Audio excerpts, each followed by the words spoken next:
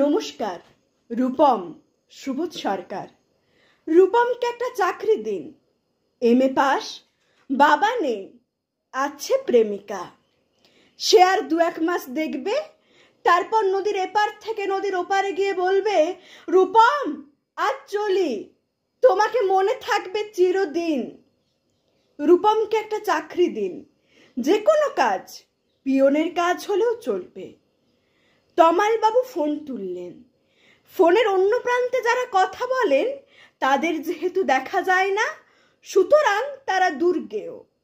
তমালবাবু মামাকে বললেন রূপমের একটা চাকরি দরকার।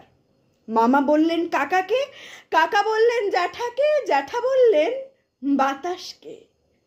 মানুষ জানলে একরকম, কিন্তু বাতাস জানলে সে প্রথমেই ছুটে যাবে দক্ষিণে। সে বলবে দক্ষিণের অরণ্যকে, অরণ্য বলবে আগুনকে, আগুন গেল আলিমুদ্দিন স্ট্রিটে, আলিমুদ্দিন ছুটল নদীকে বলার জন্য, নদী এসে আছড়ে পড়লো উপকূলে, আর সমুদ্র হিমাচল বলে উঠল রূপমকে একটা চাকরি দিন। কয়েক মাস বাদের ঘটনা। আমি বাড়ি ফিরছিলাম সন্ধেবেলায়। গলির মোড়ে 7-8 জনের জটলা দেখে থমকে দাঁড়ালাম।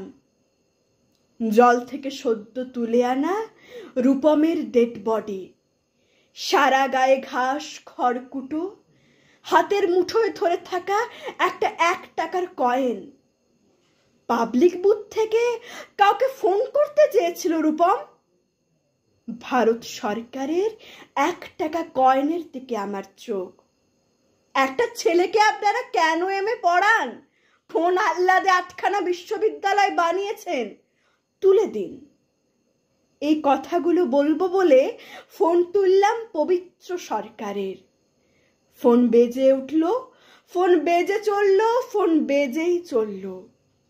20 বছর ধরে ওই ফোন বেজে চলেছে, আরো 20 বছর বাজবে।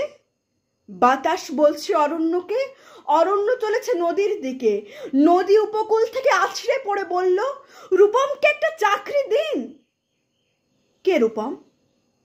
রূপম আচার্য, বয়স 26, এমএ পাস, বাঁ দিকের গালে একটা কাটা দাগ আছে। নমস্কার।